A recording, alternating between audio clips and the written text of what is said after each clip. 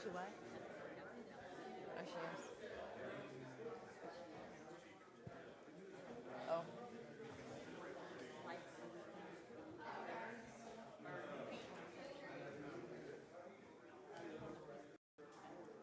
Yeah. That's the one you sent me, right? Yeah, but I was wondering if I could just plug it in and then I can control it on my laptop. Yeah. Is that okay? Sometimes. Okay. I tried it earlier and it worked on the HDMI. Yeah. Then it just messes it up to go back and forth sometimes. But I don't care. If you want to do it that way, that's fine. I'll make it easier on Heather. You might have to unplug your HDMI. You plugged it in a while ago? Yeah, when I got here, I plugged it in and then I unplugged it. It just override. Okay, we'll try that then. No, that works, and she don't have to do it. That makes it easier. Yeah. Yeah, it's casual. We're fine. That works. Then you don't have to worry about switching to hers. Yeah, to the lighthouse. You're welcome. That's okay.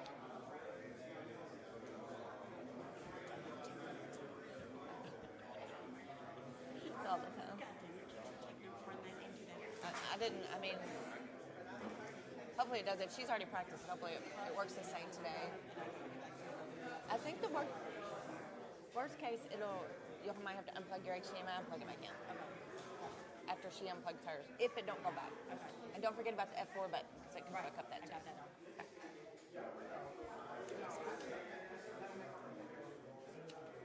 Don't forget your mics. Turn your mics on.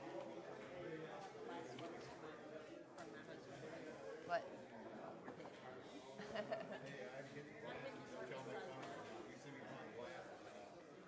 We won't make fun of you. We all wear glasses. We all have glasses.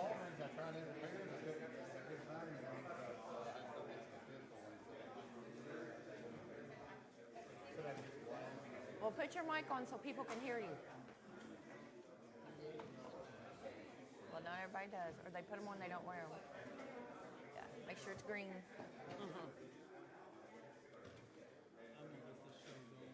Now I need the focus.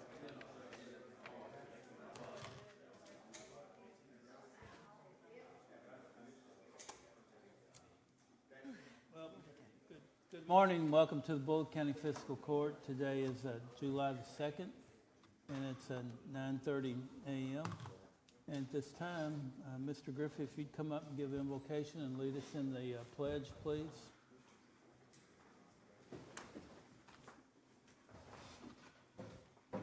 Let us pray. Heavenly Father, we ask your guidance on this meeting. Lord, be with each one of these representatives, leaders in the community, and everyone taking part in this meeting. In Jesus' name, amen. Amen. I pledge allegiance to the flag of the United States of America and to the republic for which it stands, one nation, under God, indivisible, with liberty and justice for all. Thank you, Keith. At this time, Candy, would you call the roll to bring the court to order, please? Judge Summers? Yes. Ms. Sanders? Here. Mr. Loxton?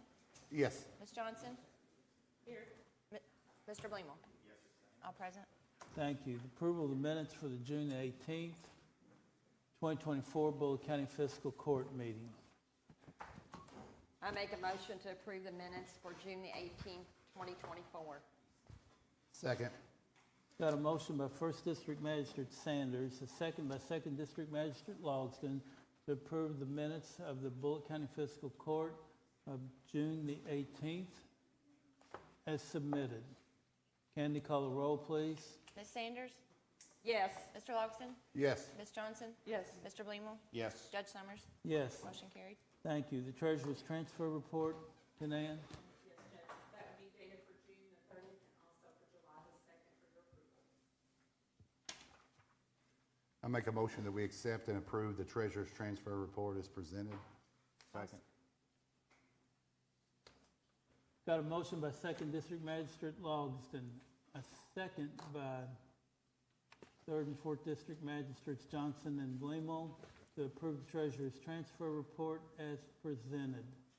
Candy, call the roll, please. Mr. Loxton? Yes. Ms. Johnson? Yes. Mr. Bleemel? Yes. Judge Summers? Yes. Ms. Sanders? Yes. Motion carried. Thank you. Presentation approval of all bills. I make a motion we approve all bills. Second. Got a motion by 2nd District Magistrate Logston, a second by 4th District Magistrate Blamel to approve the bills as presented.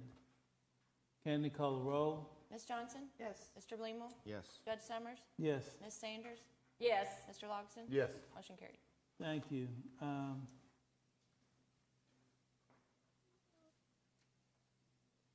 Under guest speakers, Eric, you want to wait till the zoning, or you want to speak? Okay, thank you, sir. Presentations, hey, Mr. Cheney, it's your time to come up here and get in the bucket, okay? Yes, sir. I would like to defer to Mr.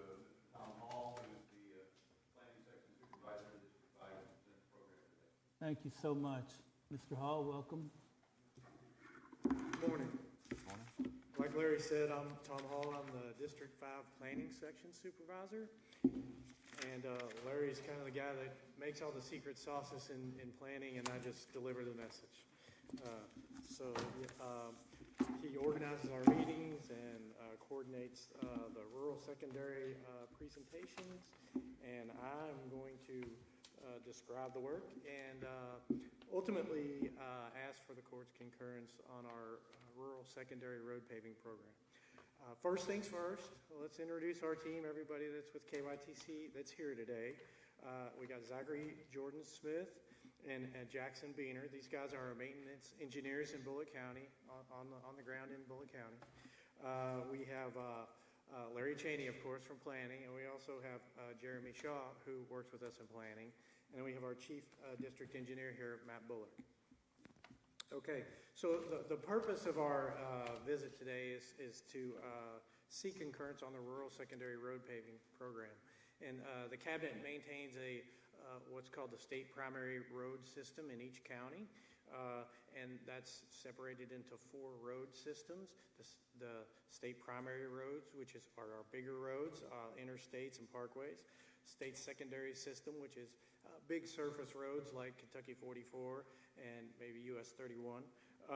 And then we have our rural secondary road system, which is like our farm to market roads, which is the subject of this meeting. And then our 4th group of roads is called our supplemental roads, which are these little disconnected weird roads that we can't seem to get rid of that aren't really a major part of the state system. Okay, so the way I usually like to start this presentation is we do this presentation every year, and we try to resurface some of these rural secondary roads every year. And what I like to start with is to explain what we pledged to pave and agreed to pave last year and what we actually did. So last year, we had a section of Kings Church Road, 3.29 miles of resurfacing on Kings Church from 44 to the Bullitt Spencer line, and that work has been completed. We also resurfaced a portion of Beach Grove Road, and that was from Kentucky 61 north to Cundiff Hollow Road. That should be complete. And then the 3rd roadway that we did resurfacing work on was Horsefly Hollow Road, and that was from Kentucky 251 north to Kentucky 1494, and that road is also complete. Okay, so we were successful with last year's work, and we actually carried over a small budget of $34,173 into this year that we can sort of add to our allotment of RS dollars.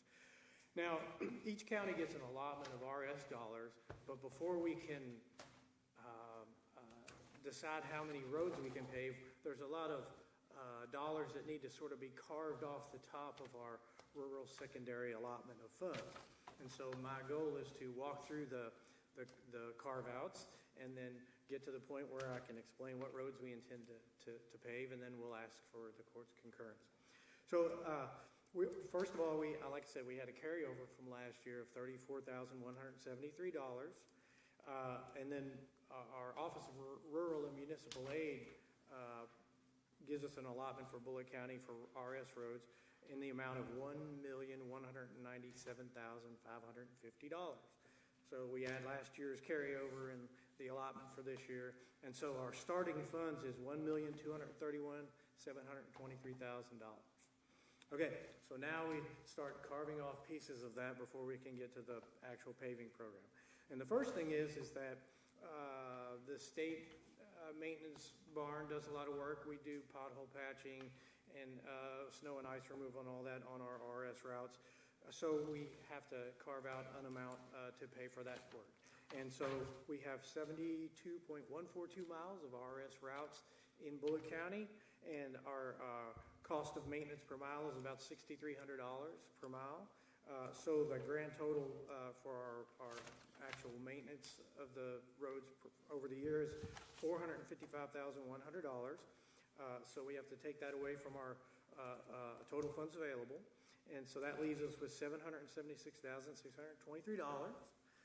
The second thing we carve out is something that's helpful to the counties is flex funds. Each county gets the option to take some of this RS money and use it on local roads. And in the case of Bullitt County, the dollars are available for paving on local roads is $179,633. And Bullitt County has elected to use those dollars to resurface local roads. So the county will work with the Office of Rural and Municipal Aid to figure out which roads and set up some agreements to pave those roads. And but we'll take that off of our allotment. And so that leaves us with $596,990. The next item that comes off is an expense for the county judge, and it's a small amount, $3,875. That's because the county helps coordinate the program, and there's a benefit to that, and so that's why that allotment's there. It's something interesting to note is that when in the last few years the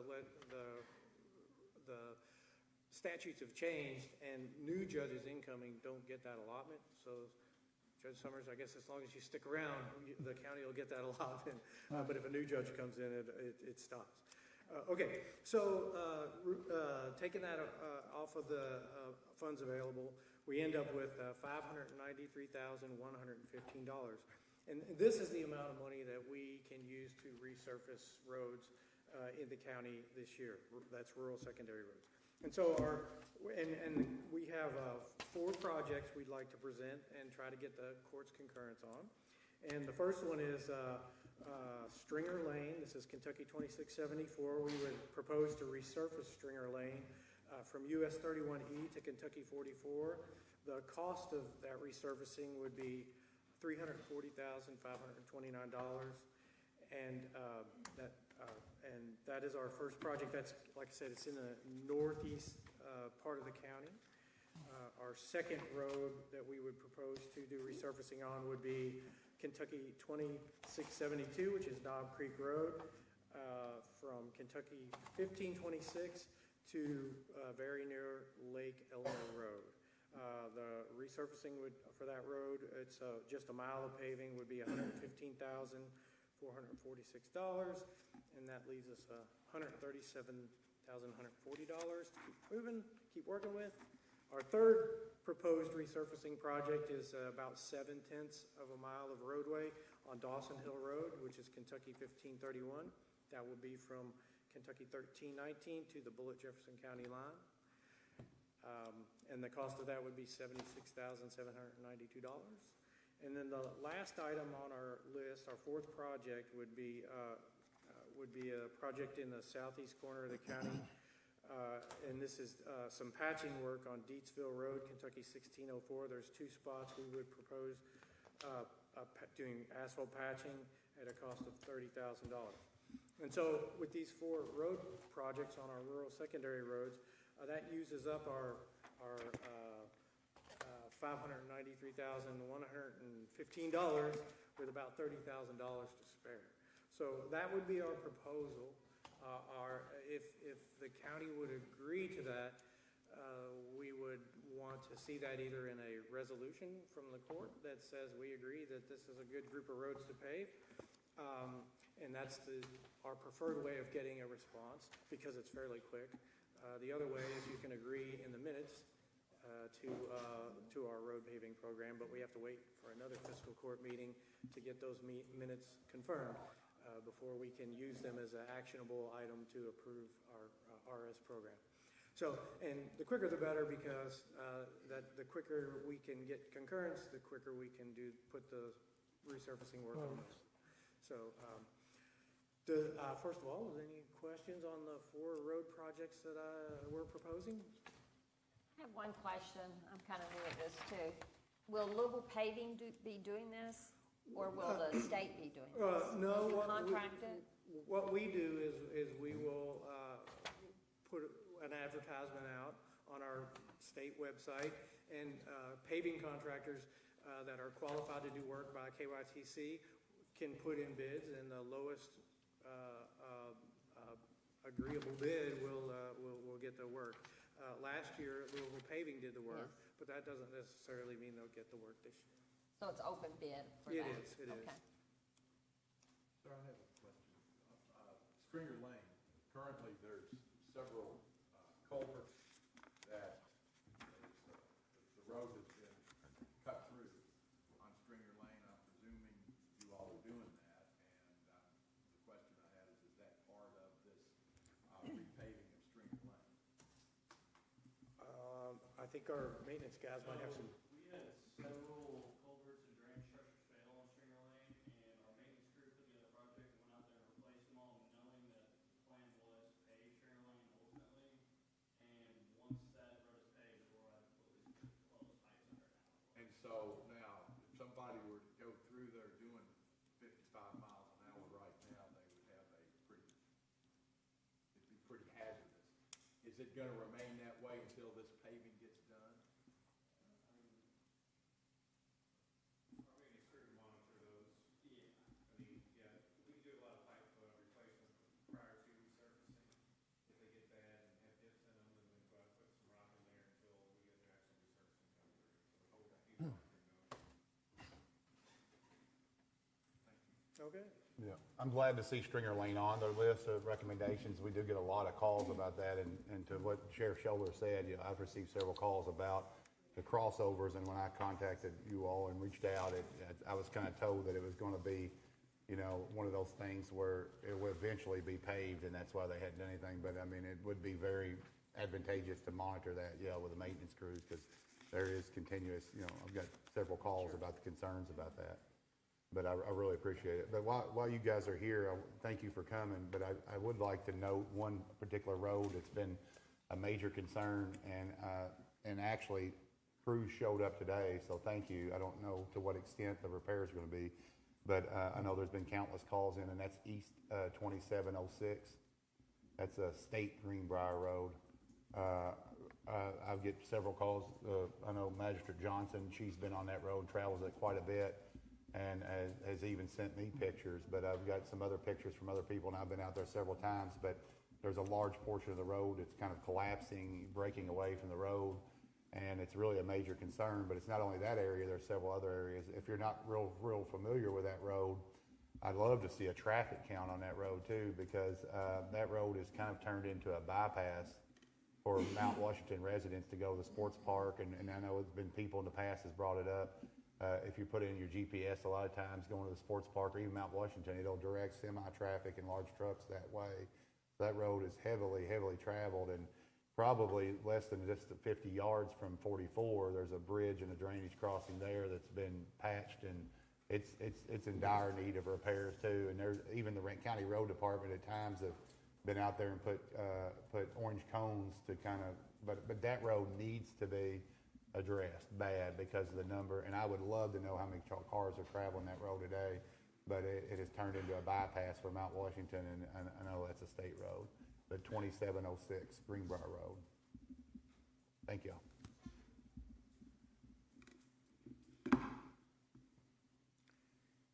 Okay.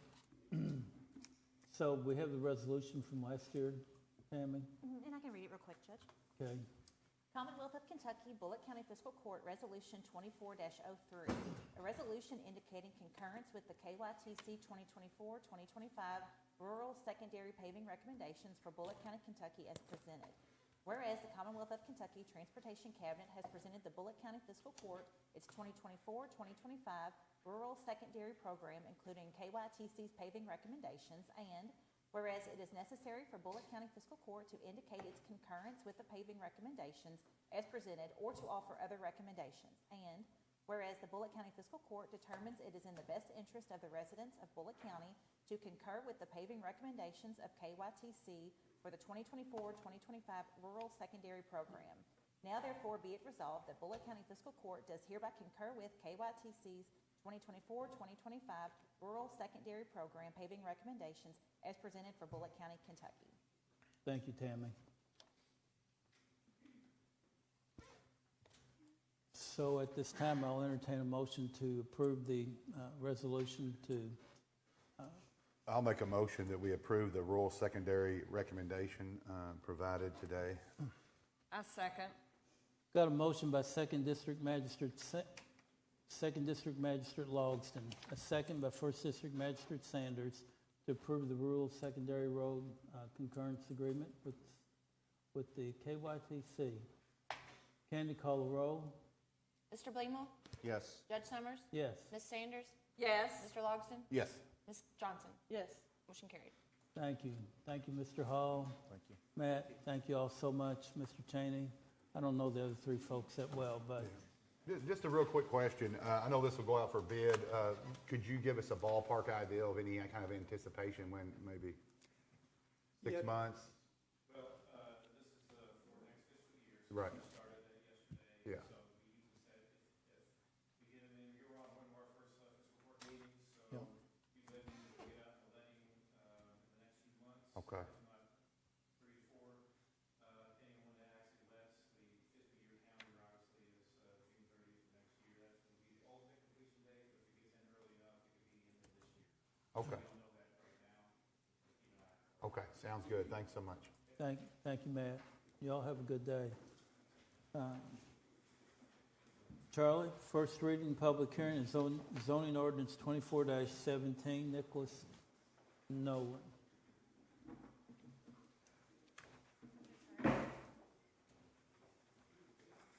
I just want to point out 2024 Z26 Nicholas Nolan and 2024 Z27 Lighthouse Storage are tied together. So as the fate of one goes, they're both going to go. All right. 2024 Z26 Nicholas Nolan, seeking to rezone from R1 to B1, located at 7766 Highway 44 East, parcel 063-NE0-08-004 in the unincorporated area of the county. 0.15 acres more or less. The purpose is for a storage facility.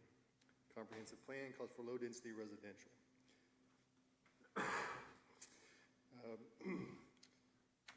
Pursuant to provisions of KRS 100.211, the Planning Commission held a hearing on the application on June 13th, 2024. Based upon the testimony of the applicants and our proponents, the Planning Commission finds the map amendment is not in agreement with the community's comprehensive plan. This could lead to further B1 development and traffic in the area. Because of the testimony received, the Bullitt County Planning Commission recommends this requested zoning change be denied and sends an unfavorable recommendation to Bullitt Fiscal Court.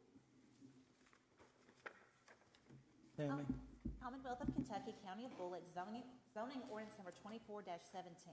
An ordinance relating to the changing of zoning of certain property from R1 residential to B1 highway business. Property in question is 0.15 acres more or less, located at 7766 Highway 44 East, parcel number 063-NE0-08-004 in an unincorporated area of the county.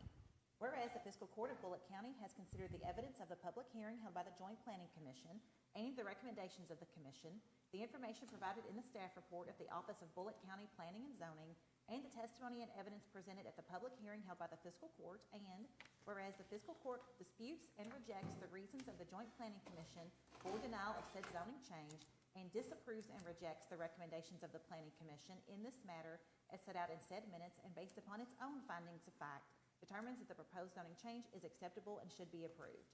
Now therefore be it ordained by the Fiscal Court of County of Bullitt, Commonwealth of Kentucky, Section 1, that the above property located in the unincorporated area of Bullitt County, the more particularly described in the minutes and records of the Planning Commission, in docket number 2024 Z-26, is hereby changed from R1 residential to B1 highway business.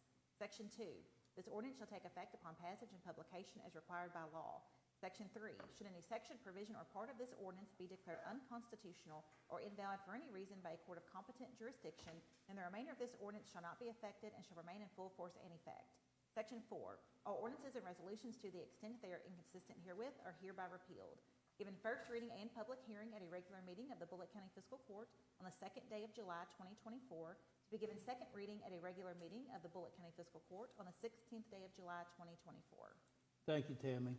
Anyone here to speak for zoning ordinance 24-17, Nicholas Nolan? Mr. Ferris? Yes, sir. Judge, members of Fiscal Court, Ms. Baker, thank you for the opportunity to speak on this matter. Eric Ferris, Emily Vessels, here on behalf of the applicants. And that's Milestone Development as the development corporation for Lighthouse Storage. This matter did go in front of, as you heard, the Planning Commission. The Planning Commission's recommendation is factually incorrect and legally without basis. We're going to explain that to you, but relying on the comprehensive plan to indicate this should be rejected would be incorrect because the comprehensive plan is incorrect at this particular location of Kentucky 44 and I just lost the crossroad. Greenbrier. Thank you very much. Kentucky 44 and Greenbrier Lane. With us today, Mr. Ryan Delarden with the Milestone Development, Greg Kleeman, who is with LightSource, and Kent Guti with Mendel Scott, Vice President, one of the principals at Mendel Scott, who is knows all things drainage. So, Lighthouse, just a little background, has been in operation since 2012. Has 16 locations, Kentucky and Indiana. And there's one here in Shepherdsville you may be familiar with, just barely down 44 west from Preston Highway. And that particular location was the third location for Lighthouse, and it has 94% occupancy. So we see, a fair amount of storage facilities, but there is a reason for that. There's a demand, and the reduction, the downsizing of folks' homes, the move to apartment complexes requires folks to have storage, and our clients are here to meet that demand.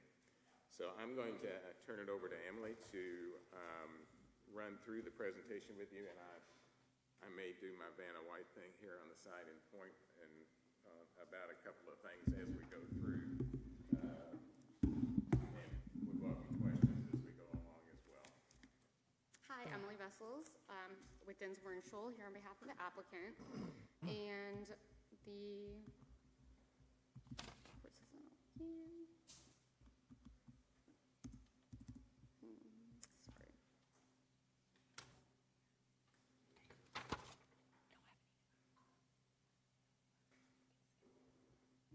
Sorry, guys.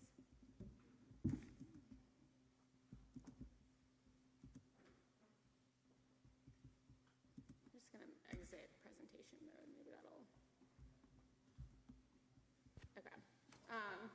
So this is the proposed development plan.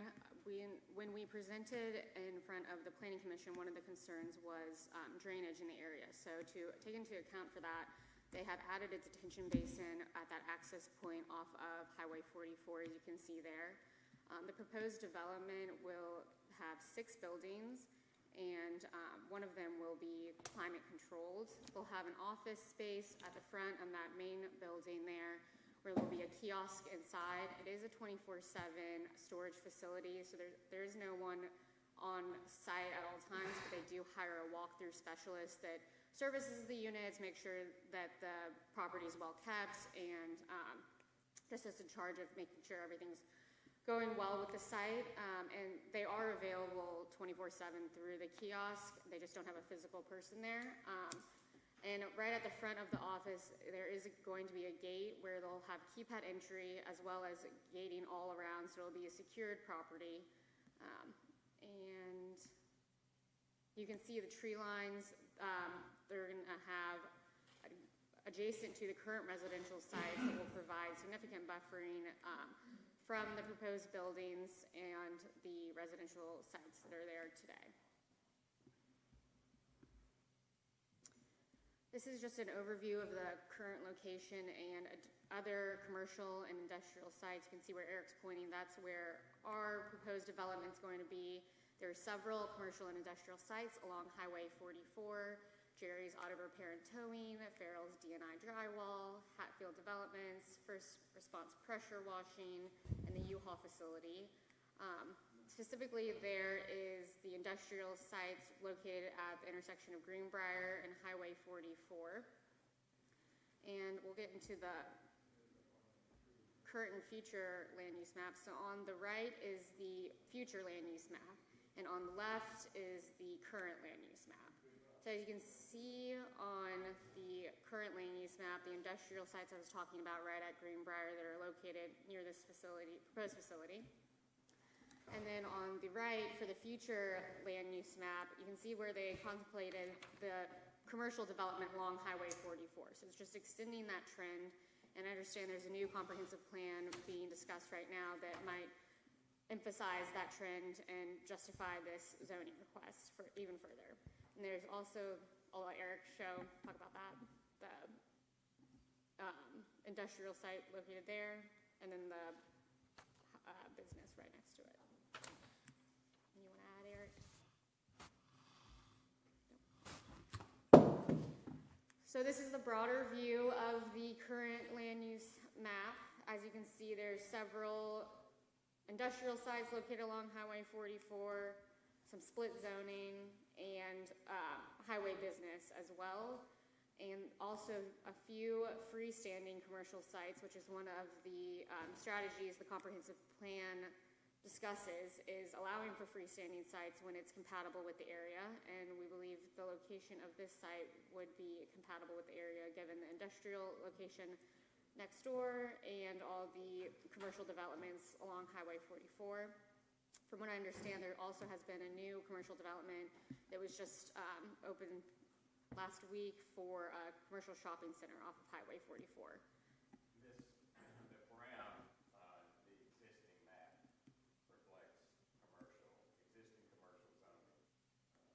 And as you recall, on the plan, it shows that commercial zoning essentially moving west down 44. Can you go back to that? Oh, yeah. Sorry. So where the star is on there, Yes. that's all residential around the star. The R1 Correct. is residential. Does that mean Yes. there are currently houses there? Yes, there are everywhere? currently Okay. houses there. Yeah, it's low density, it's not small lots, it's bigger lots. Right. From the staff report, the soil in the area is Caneyville Crider, which shows that it's suitable for urban uses and is a well-drained soil. So we just wanted to emphasize that the nature of the site is compatible for the commercial use that we're proposing. And then just to show you what the lighthouse storage facilities look like, they're well-kept, attractive buildings. You can see what on the second top photo, that's the interior of I assume, a climate-controlled building, and then the gating that is provided, as well as wide drive aisles so that people can park and move things in and out. This is the exterior lighting, so there is no overhead like lamp posts that are on the side. All the lighting is located on the building, so it's not to disturb any of the adjacent properties and limit the light pollution in the area. And then this is a picture of the kiosk that's going to be in the office buildings that they have. It's self-serve, so customers can come when it's convenient for them. As I said, the property will be fully gated. They'll have a keypad entry at the front, and it's obviously very well secured with cameras surrounding the property just to make sure that adjacent property owners are safe and the storage facilities are kept safe. And then just some more facility photos just to emphasize the gating that's there, tree coverage at existing facilities, just that they're well kept and attractive buildings. So again, the facilities are 24/7 customer service. They have wide paved aisleways and security cameras and a computerized gate system. And this proposed development will have a temperature-controlled unit available in one of the buildings. Like Eric said, Lighthouse's background, they were founded in 2012, and they currently have 16 operational storage facilities. Shepherdsville was their third facility that they opened up, and they've just grown since then due to, like Eric said, the demand for storage units in the area. And just the customers, again, I'm sure you guys are familiar with how self-storage facilities work, but the customers will move in items and leave them there for a period of time and aren't frequently coming in and out. They want convenience, so it's going to be people that are surrounding that area. It's not going to be people traveling from far away. They'll most likely go to another storage facility that's closer to them. So it's going to be servicing the surrounding area and residents and customers that need extra storage space. To address the traffic, we believe this proposed use would be less impacted than a low-density residential development. They've done a traffic count specifically on the Shepherdsville location, and this location will be significantly smaller than the Shepherdsville location.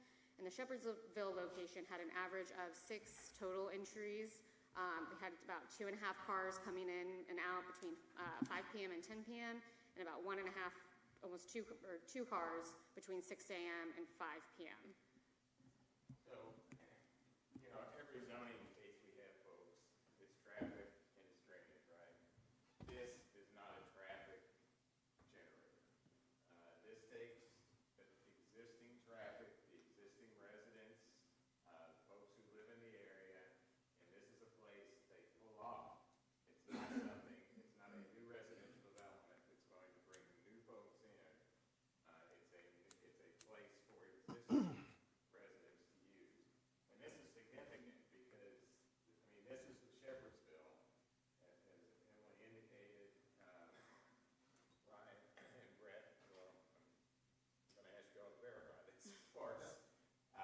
This is a count that was done, and on each day, you're just not seeing more than 6 vehicles entering these facilities per day in a larger facility. So this is not a traffic generator. It will not increase traffic on State 44. That's just not the nature of this beast. And it's not very often that I can have a case and stand up here and say this. To summarize it, we do think this fits with the comprehensive plan and the strategies that it contemplates for commercial developments and allows for freestanding commercial developments in the area, since the similar uses are located along Highway 44, also near residential sites, adjacent to residential sites, even higher impact uses, and this will minimally disturb the area and will fit with the surrounding uses as well. I'd like to ask Ken if you wouldn't mind, Emily, do you mind to click back to the plan showing the drainage, the basins? And Ken, could you take us through and tell us why this won't impact adjacent properties, please? Kent Goody, Mendel Scott. Do my address as well. I don't know if you're doing that. 5151 Jefferson Boulevard, Louisville, Kentucky. So the way the current drainage system works for the site, there's a little notch in the right of way that you can see where it's like an inset in the green there along so Highway 44 is on the bottom. That is currently an 8x3 kind of a low culvert that goes underneath 44. And then on Mr. Nolan's property to the west there's another culvert there on his property just to the left of the green line, a little bit further, keep going left. So on Mr. Nolan's property, there's another 4x3 box culvert that goes under Highway 44 at that point. They both converge just a little bit west of our property. But there's also a roadside ditch that parallels Highway 44 going from the east side of the property through to the west. The property line, here, I'll probably show you real quick. So the current flow line comes from this box culvert, comes to the site, goes down, and then follows this property line back under towards Greenbrier. So the idea is to put an inline basin in there so that we need to keep the pre to post drainage so we're not increasing the downstream from what any impacts that we put on the land. So so we'll account for the increase in impervious area, detain that back to the flow rate prior to the development. So we're not going to. The idea is not to increase the flow from our development downstream. So what that means is we'll have a box culvert, or not a box culvert, but a pipe system and a dam that allows the normal flows to go through. And then when we get to the storm events, there'll be restrictions in there so that we decrease the flow rates a little bit to account for what we are providing the additional runoff. I'm hoping I'm explaining that well. So there'll always be, in any rain event, there'll always be some water retained back in the site compared to what it was flowing currently. We know from our public hearing that the pipe under Greenbrier is undersized. It is I think it's a 36-inch pipe, but if you have, the equivalent of a 36-inch pipe on Mr. Nolan's property, an equivalent of a 60-inch pipe coming through our site, and you have a 36-inch pipe under Greenbrier, there's just not enough capacity in it. And there's nowhere for that water to back up onto the property owners that adjacent to it. The alternative is for it to flow over top of Greenbrier. The idea is for us not to increase that flow rate and actually hopefully to retain some of that water so that we can decrease that flow rate going downstream and kind of control it a little bit more to a more regulated rate instead of, so it's not like a big push to go down there. So the idea is to improve the situation, not hinder the situation down at Greenbrier. Hopefully at some point the state can improve Greenbrier downstream from it, but kind of wish they were still here to hear all this from earlier. But like I said, the idea is for us to have an inline basin, allow the water to flow through, have some restrictions so that we are not increasing anything that we're retaining, anything that we're adding to it, and hopefully regulate that rate flowing downstream better so you don't have the backup on the property owners there at Greenbrier. Oh, and one other thing. So in this, we do have that roadside ditch that's coming down 44 that's also heading there. So the idea is to use our entrance, the pipe under our entrance, to also help retain some of that. So we can restrict.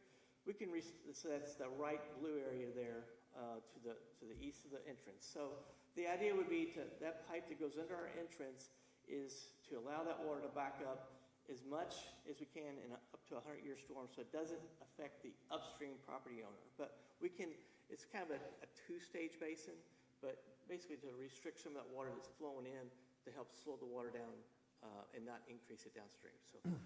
So that's a kind of a two-prong approach there. Okay. Yes, sir. So you know approximately what size pipe that would be if y'all did put one in for that entrance? I mean, would that be like 3 foot, I think, or something? You mean under our entrance? Yes. I do not have that. It would probably close to 24, I would imagine. Normally, it's usually a 12 to 18 that goes in our entrance, but because it is a bigger area that's going up, I think even if we had to go to a 24, we'd still be able to retain some of that water coming down from the east. And then one more. Yeah. So you said the one under the drainage pipe under Greenbrier was too small. Yeah. So approximately what do you think it should be, just if we do kind of visit that in the future as far as? Well, reworking the if road? you took the 4x3 culvert and the conversion to a pipe, that's like a 36, and I'm just doing this real quick math, but it could be a 72 to a 96-inch pipe. I mean, you could probably walk through it. I mean, that's All how right, so big 6 foot or better. Yeah. Yep.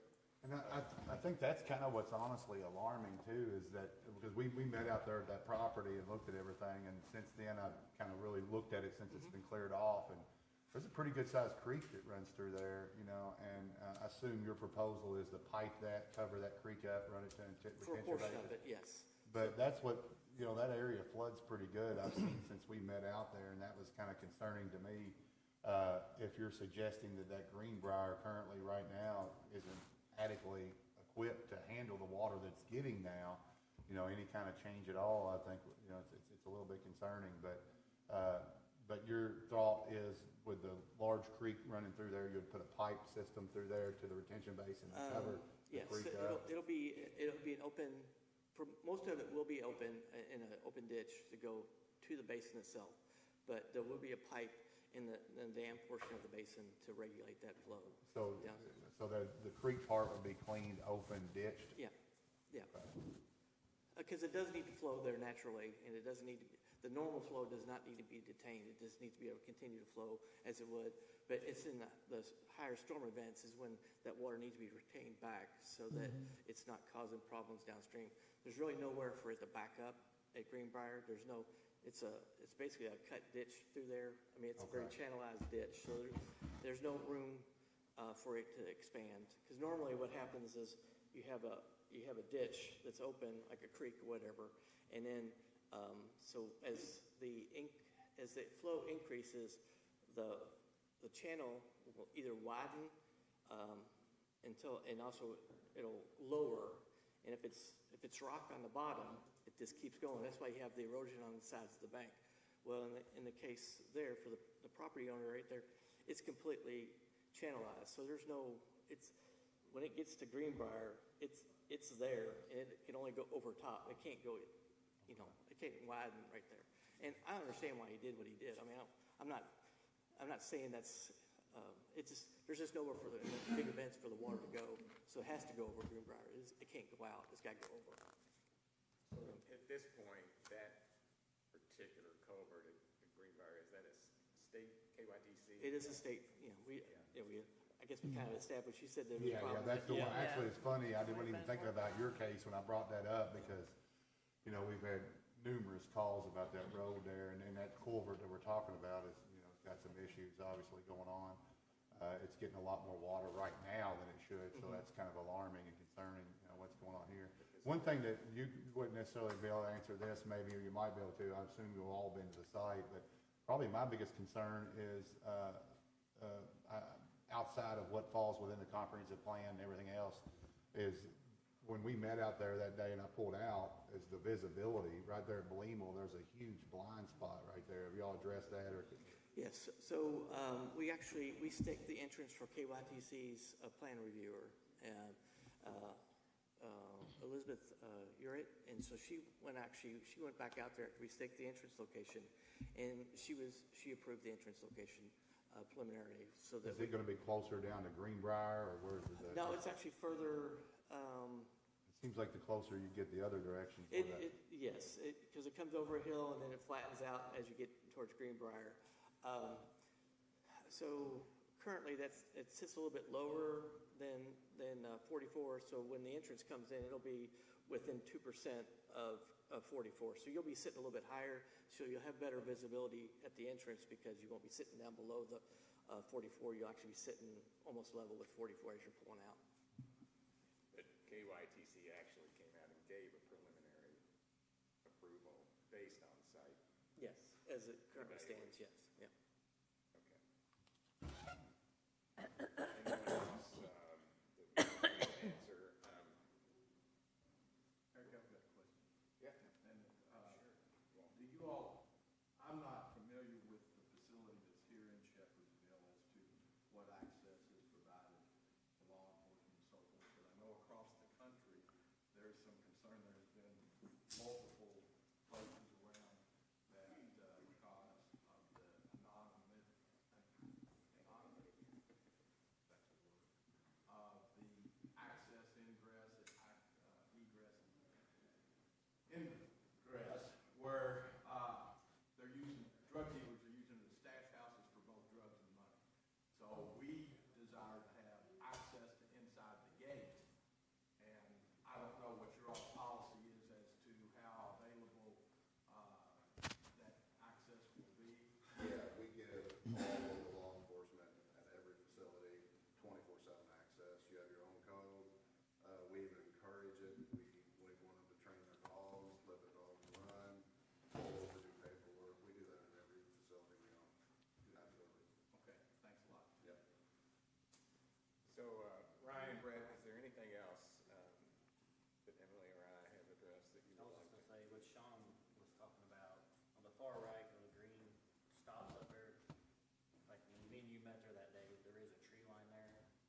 All them trees there, we would remove those to where you would be able to see better. And then, we would, whatever the landscaping plan would have to be, we'd plant smaller trees. But yeah, it was kind of a jungle hanging out there. Yeah, we would clean that up, definitely. So, to recap this for what I hear is that you're gonna build you're gonna put in like a small retention area to control what I'm gonna say, the non-porous part of the property now. Yes, Okay, and the second part of it, you're gonna have a real good line of sight, because you're gonna have a raised entrance to where you can see on the 44. that is correct, yes. Okay. Thank you. And, our clients are prepared to help address the Greenbrier drainage, but as you've heard from Ken, the creation of this basin, the large basin, is part of that solution. Yes, it's part of the solution. Right. It's, without KYTC's help, there's just not sufficient right-of-way to do any work downstream until additional right-of-way is granted. So it'd be really up to KYTC to do those improvements downstream. Okay. So otherwise, you gotta have more ground to rebuild that whole underground culvert from the other property owners, so. Okay. Thank you. If I can add, I just think the extra detention basin at the access point was added there based on our conversations at the Planning Commission and the Greenbrier culvert discussions to help alleviate that. Because originally we just had the one detention basin, so we added a second one to address all that. That is large enough too. And the original was larger. It's also gonna increase my line of sight pulling out of my driveway, because they're gonna remove the trees that are growed up right next to the road. Because right now it's a blind spot for me. Like, getting out of the driveway for my son and everything else, it's a hazard right there. But by that going in there, it's gonna move all the landscape back, and it's a clear line of sight all the way to the top of the hill. And you are, help me with your name. I'm the property owner right beside him. Right, your name Next though. door? Nick, okay. Thank you, Mr. Miller. Anything else, folks? Well, thank you all. Did anyone want to address the court otherwise, other than us, Judge? Yes, anyone here to speak against it? Okay. Yeah. My name is Jason Robertson. My Okay. parents, myself, we own the property at the corner of Greenbrier and 44. And I can assure you that we add dirt every year because of the erosion that Autumn Glen, the neighborhood that Mount Washington approved, has given us in the last 15, 20 years. It's an ongoing cycle. We understand that growth is inevitable, but we don't want to be done wrong by new business moving in. We welcome new business if it's done right. But I can assure you that this ditch line My neighbor behind me, he has a nice wall that he built back in the day in the 70s out of cinder block. We have dirt. It erodes. Mr. Nolan, I don't know the man. He is new to our area. I'm not so sure he's seen the water. I have videos where that water goes over Greenbrier, and it is washing out that culvert. So I would insist to this body that for now, until that road gets fixed, please deny this. I know it's inevitable. Something's going to be there. This man's here for business. We're not against that. It has to be the right thing at the right time. And until that's addressed, like you spoke there, Mr. Logsdon, it's not the right time. And us as the property owners, if you do want to help, we're willing. We need help with our back ditch if we're going to add water to this, if we're going to flow this. I see the drawings. I'm a plumber by trade. I do it all over the city. Master plumber of Kentucky. That plan right there looks good on paper. All right. If you want to live it, put one by your house, let it wash out your yard. My parents are getting older. Everybody around there is older. We know, like Walt said, these places bring crime. They don't have the security just because. So with the drainage issue, I would urge until we address Greenbrier, please, please don't let this happen. That's all the piece I have. All right. Thank you, Thank Mr. you. Robertson. The other gentleman, we'll go around. Okay. The property they're talking about, I actually own 3 sides of it. And I have seen a lot of wrecks on 44, pulling out of Stringer Lane and Greenbrier. I mainly help out in traffic control. The traffic on that road right there is a blind spot. I mean, I have seen people end up in that cover that the guy's trying to cover over, you know what I mean? I have seen so many wrecks there, it's scary. A guy can't even pull out of his driveway across the street from this property and got hit. I mean, I seen kids thrown out of cars on that bend right there. Stringer Lane right there, if you stop and look both ways, you can't see over the hill coming up. And Mrs. Spalding's property right next door to his, it's been multiple wrecks right in their driveway leading to that property. It's sad that, you know, some of the roads don't have access for clear view up the road, but where he's planning on putting his entrance at, you can't see over that hill. If you stop, pull off the road and look, you can't see it. I mean, it's sad, and he's talking about putting rental sheds there.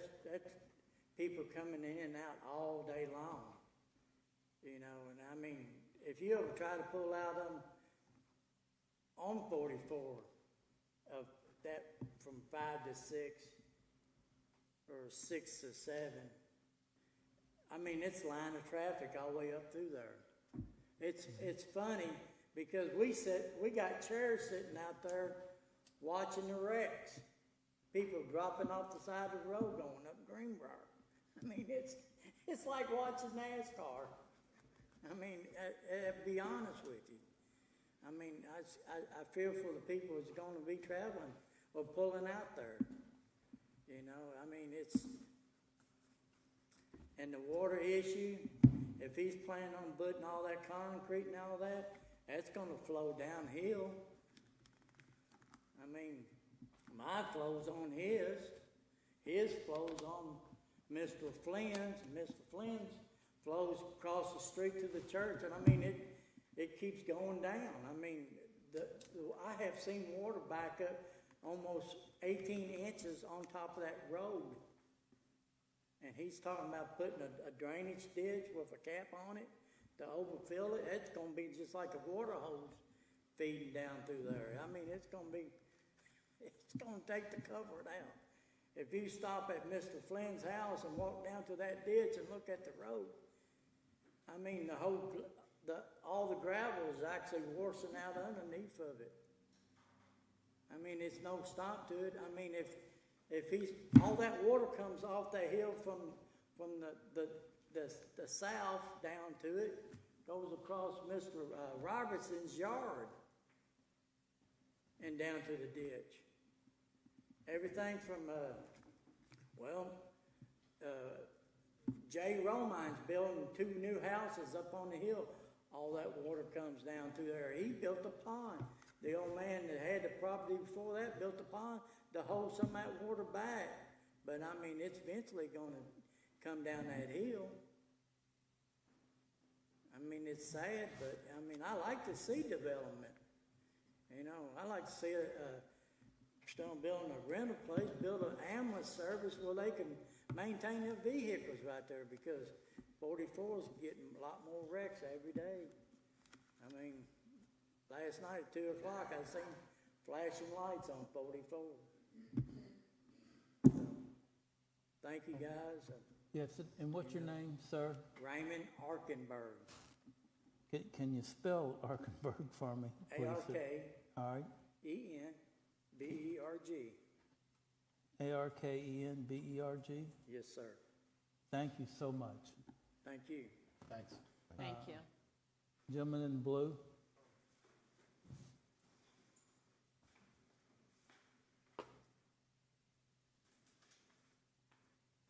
I know some of you. My name's Jerry Flynn. My dad's owned the property down there since 1955. It's him sitting back there now. He's 89 years old. Place is mine and his. That property's been sitting there for a reason. You can't do nothing with it. It will not perk. They're trying to make a pond. Now I'm going to be fighting mosquitoes with frickin' pond being built. We got gourds up now because of the creek is so bad. You're not going to do nothing with natural water. It's a natural drainage ditch. You can't, you all know it, I know it, you can't change a natural drainage ditch. It is solid rock. I don't know, Walt might have been around. That was a rock quarry. A lot of people don't know that. Daddy can tell you. When I was a kid, it's solid rock. The place has been sold 4 times, 5 times. Nobody's never been able to do nothing with it. They have hauled dirt in there, trying to get the ground to perk. Won't perk. It actually settles, and it's even worse. And I don't want a storage shed. Nothing against them. Want a house. Do y'all want a storage shed next to you all's house? I don't. I want to die there. Poor daddy. I hope he lives 20 more years. He's 89. I'm enjoying him while I got him. But I'm going to take care of the place, and we did. We built the wall there a long time ago. And if you pull up that picture, you've got water that comes from under, all the way up to the Pay Lake to Webbers. That goes all the way to Armstrong Lake. That water comes down through there. I can tell you exactly where it goes, where it comes from. I was born and raised here. Comes all the way through there, and when it gets down to Blame Lane, comes through there where Skip Hatfield and them used to live. Then it comes down through there, but that's not all that comes. You're catching it again through part of Nick's place that comes off of the hill on that side, comes through there. Then you got Foster, we call it Gaddy subdivision. How somebody ever got it changed to Foster Lane, I think it is. What they call it is Gaddy subdivision. All I ever know it by. But all that's what comes down by him. And I have, and you guys think I'm kidding. Do you have the pictures of it too? I do have pictures of it. Okay. I don't know if I can email it to y'all. Well, I've got it here. I've got pictures right on my phone here. It's kind of hard to see because we took them. His dad actually took them at nighttime. And you can see a car trying to go through it, throws water. But I mean, they've even built the road up and it keeps getting worse. You would think they would fix it. They've put in a bigger tile. You know what size tile that is, Dave?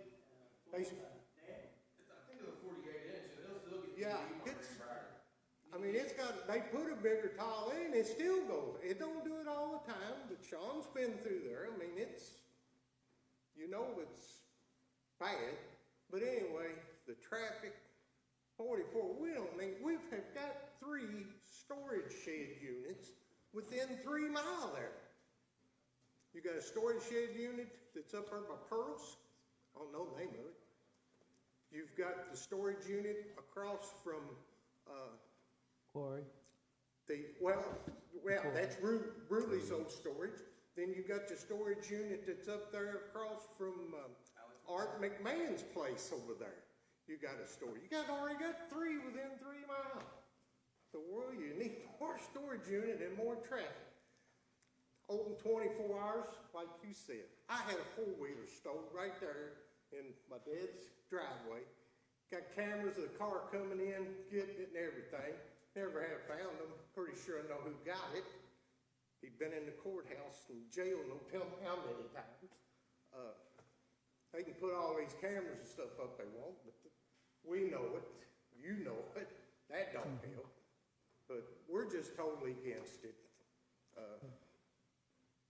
don't know if my dad has anything to say. He probably hadn't heard too much. He can't hear real good. God bless him. But he's not for it. I've lived here in Bullitt County. He's bought that place in 1955. Bob Saget. And that ain't nothing but solid rock. His house, he blowed dynamite back then himself and built that whole house. Daddy's house sitting on solid rock. 7 cases of dynamite it took to build his house up. I mean, anybody does any electric work, like the phone companies or telephone, Salt River Electric, when they put poles, they got a drill. They've been drilling, trying to move these poles back to give them more property because that power line was in there. So they've moved this power line towards the road, which that's going to hurt 44 if 25, 30 years they ever widen it. I mean, it took 25, 30 years to get the bypass on Mount Washington up there where Kroger's at. And it's probably going to, no telling how long it's going to be before they ever get 44, even a turning lane. It's too much money. Y'all know it, I know it. How much was it just to do down there by the Pleasant Grove Elementary School just to make that turning lane in there? I mean, in traffic,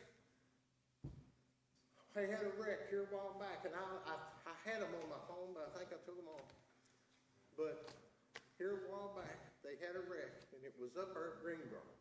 They have them, of course, everywhere up and down through there. But up there at Bethel, or Blingle Lane, it's really bad. You're on that hill. And that's where they're at. When you come over, you coming from Mount Washington, you pop over that hill, Skip Hatfield got T-boned really bad a long time ago in there. But they run off the road, those people run up there.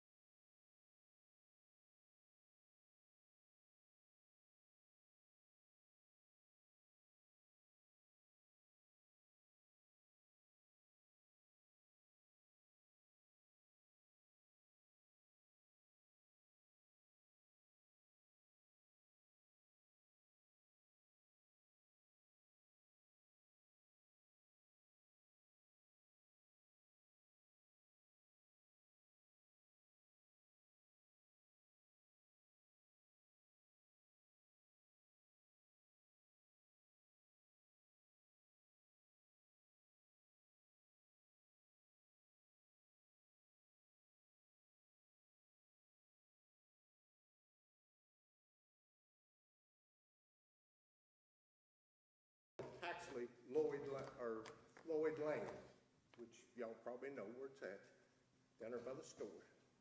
They have a wreck in the afternoon up on 44, say at Greenbrier. They'll try to cut through my street off of 44 and then through Bales Mill Road. The traffic will be backed up, bumper to bumper, around my street, over on Bell's Mill, plumb around the curves and down the dip and over by that big pond over there, dead still. And the last one like that, it was the TNT Security, where that used to be down here on 44. And it was way past dark before they ever got traffic cleared up. And the traffic was wrecked for almost, maybe an hour or so, but in the afternoon, forget it. So, I mean, you don't need any more traffic. We don't need any more businesses till they do something with the roads. So, Okay. so, Daddy, you need to say anything? I told him about all I know the other day. You know, we come down, we was here at the other meeting, so.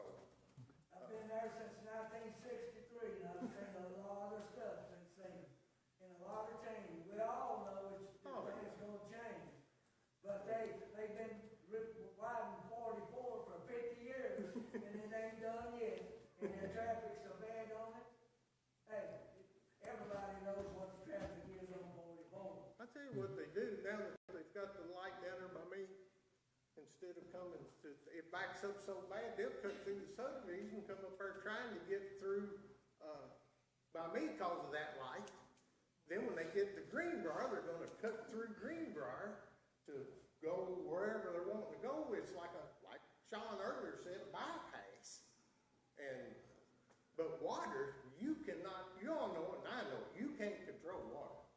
I don't give a, when it rains hard and it runs, I mean, you just can't control it. And I'll show, let me get my phone to come up here.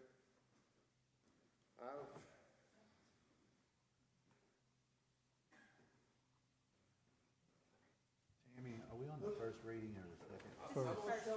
I mean, we got one more to do, but saying they're related. Right, today's just the first reading, we'll come back at the next meeting. Yeah, but we're just on number two. We first haven't one. moved to number Some two. of this water, It's the. Yeah, same thing. That's at the culvert. yeah, but you're getting it from, like I say, Foster Lane comes down, you're getting it from up on the other side of Bethel, or Blingle Lane coming through. It's all. Let me see, I got another one, yeah, look here at this one. Now there's my dad's house across the creek, you can see the light shining on it. That's what we deal with sometimes. And they're gonna, that's solid rock, and they're gonna build some kind of a thing to come down and stop some of that. It ain't gonna happen.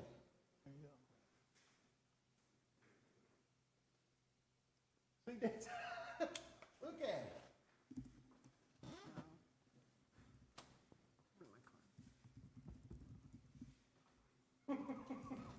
So, I don't know, like I said, it's y'all's decision. Appreciate your time. Okay. Thank you, Jerry. Thank you, Mr. Flynn. Judge, may I briefly rebut? Sure. Thank you so much. We won't take but a minute. I don't know if Mr. Arkenberger, Mr. Flynn had trouble hearing us on this, but this project does not increase the traffic. I mean, I grew up since 1957. I was in Bells Mill Road, so I know what 44 has turned into. We all hate it. It's terrible. Most of Bullitt County schools are on Kentucky 44. The fix has not yet been approved by the legislature or anybody else, so that's got to happen. But that's going to require buying a ton of right-of-way from Mount Washington to Shepherdsville, and it's going to be a heck of a project. So, but it needs to happen. There's no question. This does not impact that traffic. Visibility is addressed.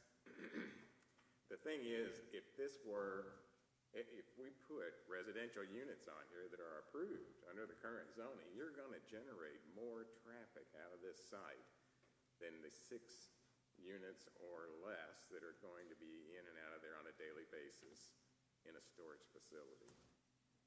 I will say, our clients brought this up, there have been locations where they have put a less than 24-hour restriction on the property. We don't think that's going to make a difference here, but if that is something to consider, we'd like to do that. We're also, I'm going to ask Emily to pull up restrictions that were being considered by the Planning Commission and our clients are willing to discuss with this project. And meanwhile, I want to ask Kent to briefly address all this discussion about the water. I mean, in fact, we have traffic engineers who have looked at the entry. We have engineers who are addressing drainage. And it's one thing to stand up here and say it won't work, but it will work. Engineering is used every day to address water drainage. Kent, would you just quickly? Yeah, so we're attempting to, with the basin to regulate the flow so that we're not causing some downstream impacts with that. We've done this on streams in multiple locations across the state, specifically in Simpsonville and Shelbyville, put an inline basin on a flowing stream. It's worked. And it's using engineering practices. It's worked in the past. So I have no reason to believe it wouldn't work again in the future. These are dry basins. They are not wet basins. So we used the blue symbol on the rendering, so you know exactly where the basins were going to occur. So it's not there. So the chance of mosquitoes growing and hatching is a non-issue. He did say something about soils. We'll have a geotech to talk about soils. The storage facility doesn't need to have doesn't need to perk because we're not going to have sewer service. It doesn't have an attendant during the day. And then you'll see from the binding element that we agree to grant additional right-of-way with the plat. So that if KYTC does do the improvements on Highway 44, that the right-of-way, they won't have to grant, they won't have to ask for additional right-of-way from our property owner. I got a quick question about how many exact units is it? We haven't determined the unit mix for that location yet. Okay. Probably in the neighborhood of 250, 270. How many? Probably in the neighborhood of 250 to 270. Okay, because I was curious, if you haven't really determined how many units, how can you even determine how many vehicles are going to be potentially? That's our typical size. We don't have an exact number, but it'll be around the 270 mark. How many are in Shepherdsville? 335 in Shepherdsville. It's going to be smaller than Shepherdsville. Shepherdsville's 6. I just found that 6 so hard to believe, because I had a storage unit that went across the rock quarry, and I'd go there, and every time I'm there, there's 4 or 5 other people there at their storage units when I'm there. Well, It just seems really hard to believe only 6 people would be traveling in a 24-hour time yeah, period. once we get to full occupancy, which we consider 90%, we only typically have 15 to 20 move-ins a month, and mostly, so there's less than one a day that are actually moving in, and then you're going to have your 4, 5, or 6 people that are there every day. Most people move their stuff in, and they don't come back until they move it out 3 months later because they built a house or something like that, or they're storing stuff for holidays or whatever. They're not going there every day. Now, you do have your 4 or 5 people that go quite often, but that's just not your norm tenant in a storage facility.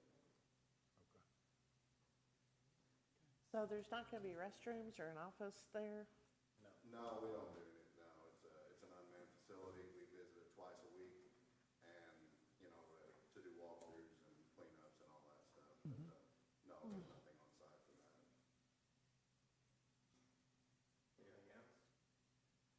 You all have been extremely patient. We Okay. really appreciate all the time and appreciate the consideration of it too. Thank you, Eric. Thank you. Emily, and Mr. Robinson, I'm going to call you Raymond, and Jerry Flynn. Thank you all of you. Thank you. And the second ordinance is directly related to this one, so we're going to read this one by law. And Charlie,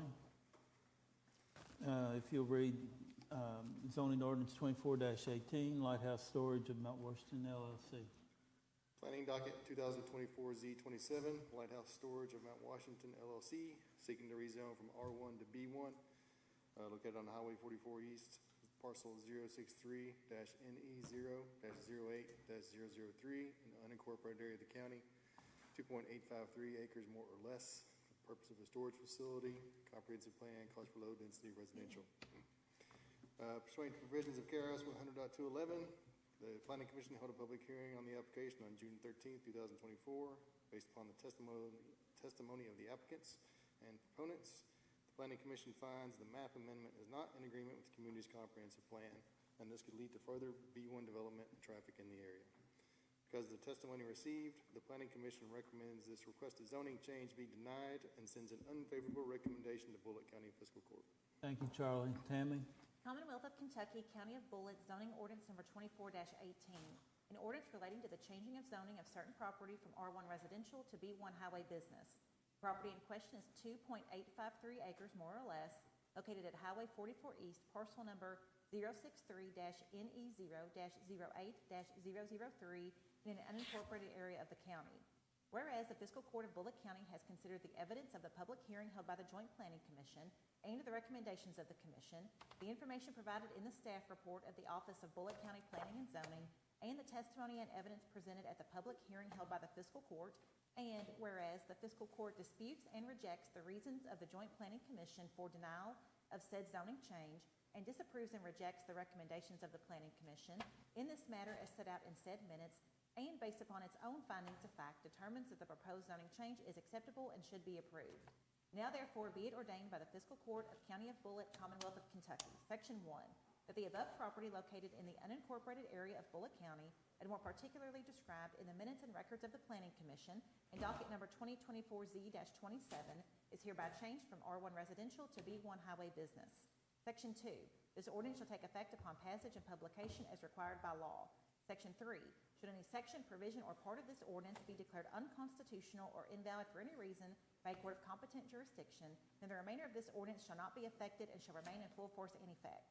Section 4, all ordinances and resolutions to the extent they are inconsistent herewith are hereby repealed. Given first reading and public hearing at a regular meeting of the Bullitt County Fiscal Court on the 2nd day of July 2024, to be given second reading at a regular meeting of the Bullitt County Fiscal Court on the 16th day of July 2024. And Mr. Ferris, if you would, for the record, do you have anything to add on this one? No, we would just ask that the minutes reflect and incorporate the testimony, comments, and presentation that we did at the prior ordinance, please. Okay. Thank you. Thank you. Thank you all. And you're welcome. Thank all of y'all so much. Okay, number 3, the 2024-2025 KCO Workers' Compensation Agreement for payment of the premium amount of $885,000.60. It's something we pay every year, or we've been able to pay in the last 2 years at the first of the year, instead of breaking it up into payments. Also just paying that one lump sum for the. We get a discount. I'll put that in the form of a motion that we accept the KCO Workers' Compensation Agreement for 2024-2025 in the amount of $885,060. Do you need anything about payment? Okay. Okay. Second. Got a motion by 2nd District Magistrate Logsdon, a second by 4th District Magistrate Blemo to approve the Workers' Compensation Agreement for 2024-2025 in the amount of $885,060.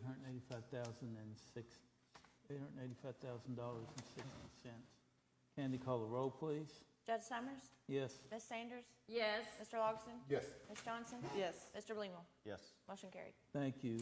And Tammy, correct me if I need some help here, but we did do the resolution. We already did that, Judge. The concurrence, right. The last thing on the agenda is the order of allowance for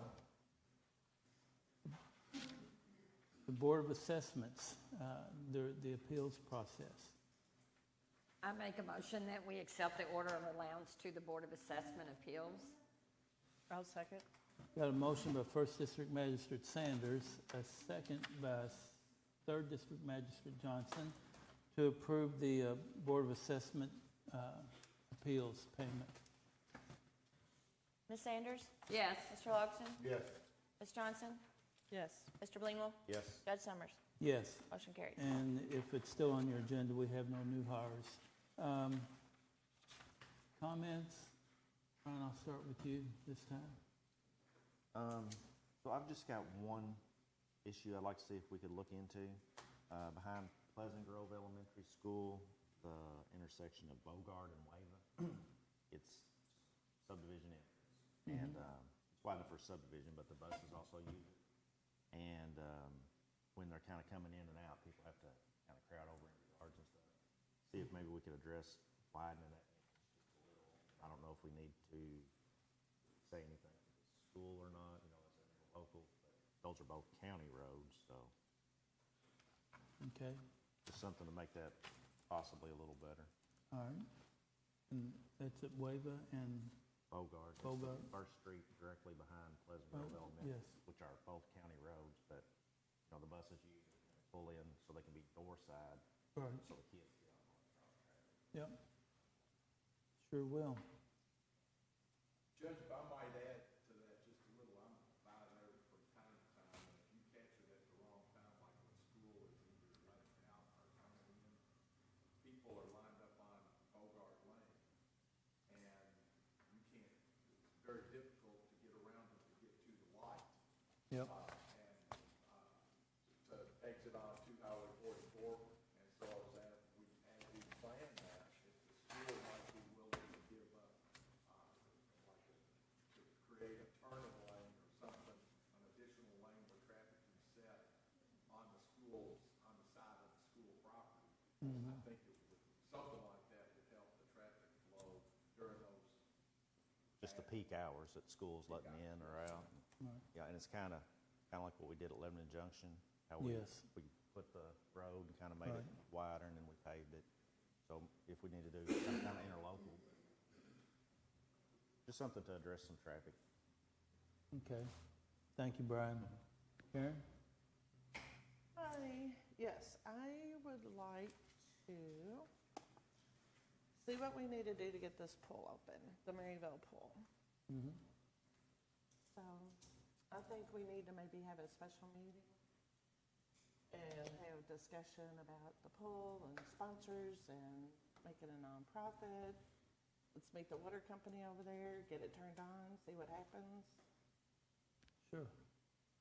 So I think we could have a special meeting on July 11th, which is next Thursday at 7. I'd like to make a motion. July the 11th at what time? 7.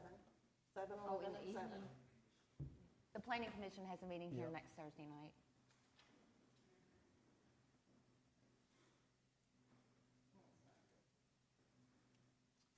So, what want to do on the Can we do it in the morning?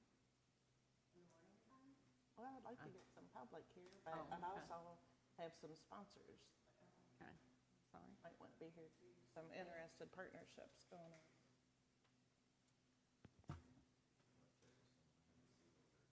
Yeah, with the- No, there won't be any action or vote on that until 2 weeks. Yeah. Yeah. Come back on the 16th. We're gonna vote on it on the 16th. In 2 weeks. In 2 weeks. Okay, thank you. Yeah. On hit day. Tip of my hat. Is it September? Thank y'all for coming. We did one in June, July, August. Yeah, I think the first There meeting you in go. September. Well, Karen, my suggestion to you to this is get with the folks that you need to get with and see what would be the best date. So maybe it kind of puts us back into our next regularly scheduled meeting on the 16th. Mhm. So we need to go over the numbers and see why, we haven't already got this back open. We're just wasting time. Okay. Fine. So can we get Parks and Rec here, get some, the people that have submitted some numbers here, get some reports, get some ideas? What do we Well, need to do? well, we can get some ideas here, yes. And we presented them before, so we will. We haven't presented them here. We presented them in smaller groups. Okay, yeah, we need to go ahead and get it open, like get the restrooms open. So can we meet Louisville Water Company over there today and get this water turned on? See what happens? There's a major leak right now. We can't turn the water on. We had to shut it off because of the leak to the concession stand area. So I didn't see anything in the files about any type of a leak. We don't have paperwork on it. There's water. Mm-hmm.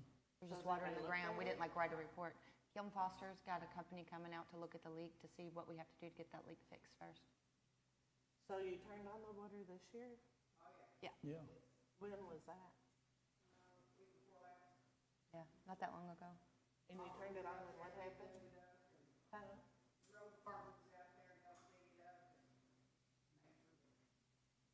And where's the leak at?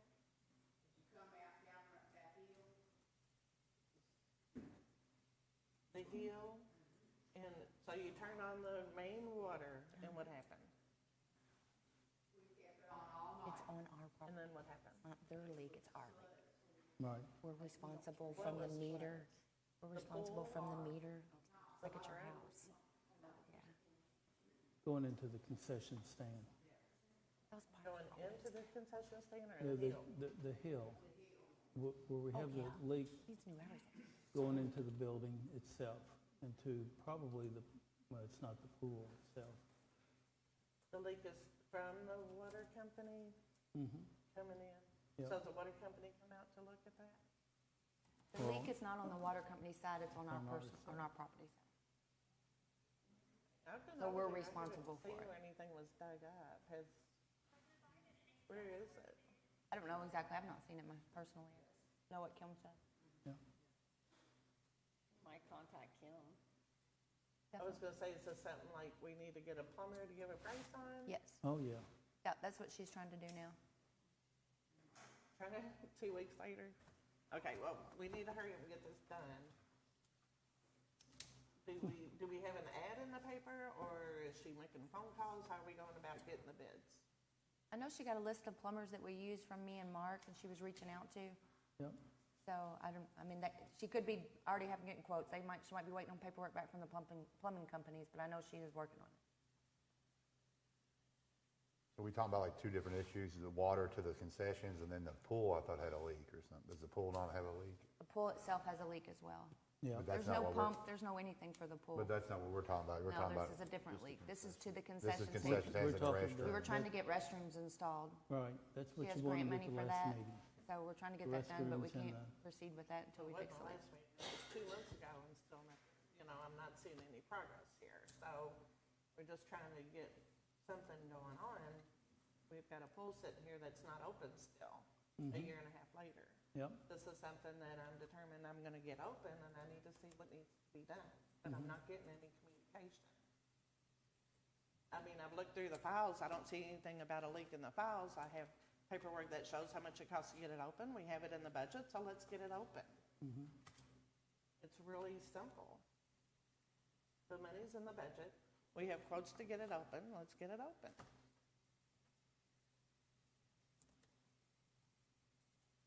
I hear you. We just, Karen, with the pool, we have to make sure it's compatible with what we're doing out there. We have engineers that have given us prices to open the pool. Mm-hmm.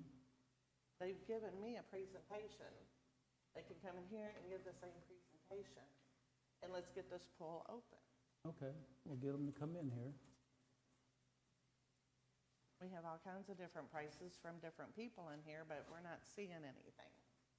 We're not seeing any action. Mm-hmm. But it's in the budget. We've got the money. We've got the quotes. We just need it to happen.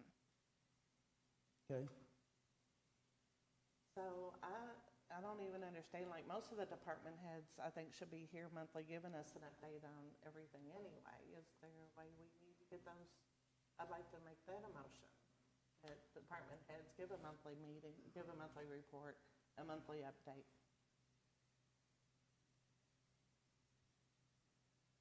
Are you talking like directors?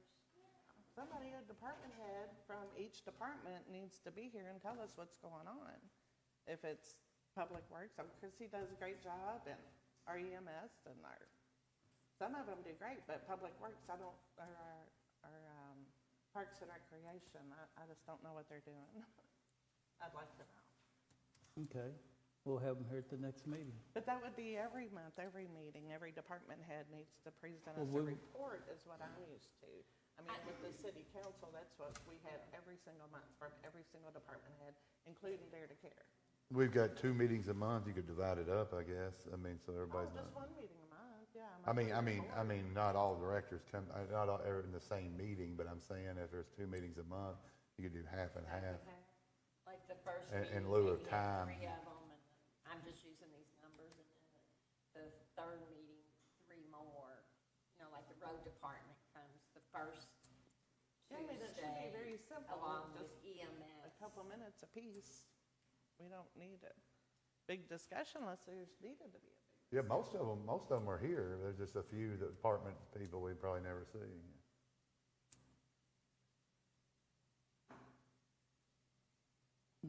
So I think we had a motion on the department heads reporting once a month. I guess it could be either or, and I think we had a second. And for discussion, when they do come, I think they should give us a monthly report, just not be present in the meeting. Yeah. In fiscal That's what we court. were asking, for a monthly report. Even if it's a day-to-day activities, what did you do today? How many runs did you have today? Or this week, or this What month? roads are you working on? You know, in Hillview, the chief of police, you know, he's got how many arrests, how many DUIs, how many accidents, how many were fatal, how many missing reports. But it just takes a minute to review them and read over them, and you go on with the next one. And even the code enforcement, the different, how many trash she wrote up, how many warnings she wrote up. It's just very simple report of their monthly statistics. Reported once a month.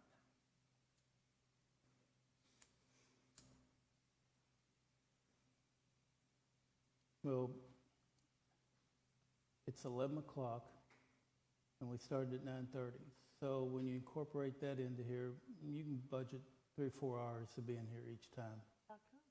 because it's going to take that long. If it takes that long, it takes that long. That's our job. Okay? That's no worries to me. I It's have all a job. worries to me too. I can be here anytime, anywhere. Okay, got it. That's what I do. So there's a motion by Second District Magistrate Johnson, a second, Third District Johnson, Fourth District Magistrate Blamel, for the directors to do a monthly report to the fiscal court, of which we do already, to be present at the meetings. Once a month. I said. So, Candy, any other discussion? The only discussion I would have, if you're gonna do that, you know, we need to work together and decide who we're gonna have the first and who we're gonna have the third. Because you don't want them all coming at one time. But if they did, that would be fine. I've seen the process Well, before. I think it should be Yeah, the first or the third, because we need to be Plus, it'd be organized. efficient. If you have them all here at the same time, that will take a long time, and they're working, it's their work day today too. So that's, maybe that consideration also. Yeah, I And like that's that. why I said have certain ones, you know, I'm just throwing this out, like the first Tuesday of the month have road department, EMS, Animal control. animal control. And then I'm just, like I said, I'm just throwing, and then the third one have the rest of them come. But we need to, you know, that's got to be organized in the office of fiscal court so they can notify the directors that they need to be present every month The first. on the first or the third. Sounds good. I mean, we have to keep structure here when we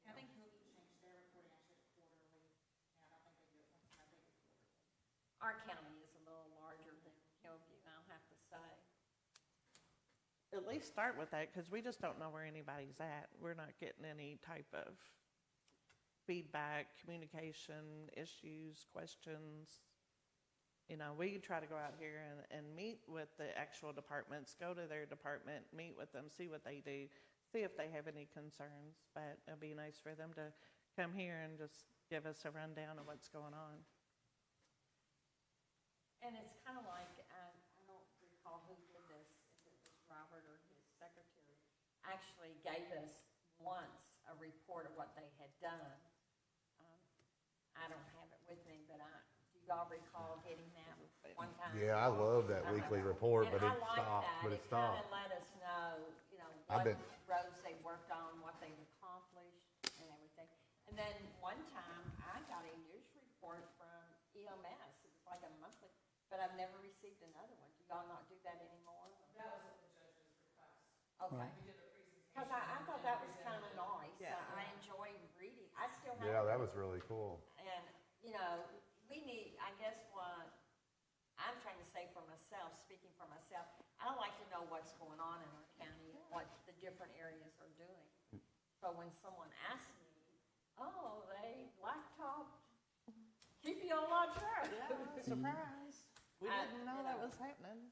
Why are they doing that, not doing this road? And I We live on that road. I don't think there'll be more work. We're not asking for more work because they're already meeting with you, Judge, I think. It's Yeah. just a matter of the laws. We can't all come together without, so this will give them an opportunity to present to us together, and not having to set up 3 or 4 different meetings.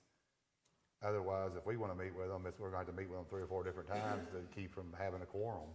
So this will be an opportunity. They meet with you and they'll just follow up and meet with us, to the public. If anything, it's sharing what they're doing to the public as well, too. But I don't think it'll be that much more time. I mean, they keep it 3 or 4 minutes. I mean, we don't need a sermon. We just need a kind of an update. Here's 5 things we did this month that you may not have known about. And maybe the Yeah. printout, this is what we done, here's a printout, and, Yeah. we could keep it in our file. I'm not asking to put more work or burden anybody that they're not already doing, but maybe, I think it's a good idea. I really do. I love seeing a lot of them here, but most of the department heads are here, but it'd be more of a structure where they know when they're gonna talk and then they can prepare themselves even too, but it just needs to be short and sweet. We don't need a whole, but if it is and they wanna present, we're here, yeah. I don't know if in the motion you need to determine what departments or what, or if that could just be worked out before. I think that should be someone else. Yeah, in the your judge's office, because you might know what they have going on those particular time of the month, And so just, if it- make sure it's the same every month. So the first Tuesday of the month, these departments will be presenting. They'd find out if a month is too consecutive, you could always, like Tammy said, look at maybe, if you feel like a month is not enough happening, but I'd start with a month and then go from there. And we can have them right up here with the presentation, so when they get done, they can go ahead and get on with their day. We'll have a motion and a second. Candy, call the roll. Mr. Logston? Yes. Ms. Johnson? Yes. Mr. Bleemel? Yes. Judge Summers? Yes. Ms. Sanders? Yes. Motion carried. Okay. Anything else? I have a motion to go in executive session on some personnel matters. Add litigation to that too, please. Pardon? Add And litigation to that. litigation also. Okay. Yeah. It won't take just a few minutes. Okay. I'll second that then. Got a motion to go into executive session about personnel and litigation. Got a second by Second District Magistrate Logston. Candy, call the roll. Ms. Johnson? Yes. Mr. Bleemel? Yes. Judge Summers? Yes. Ms. Sanders? Yes. Mr. Logston? Yes. Motion carried.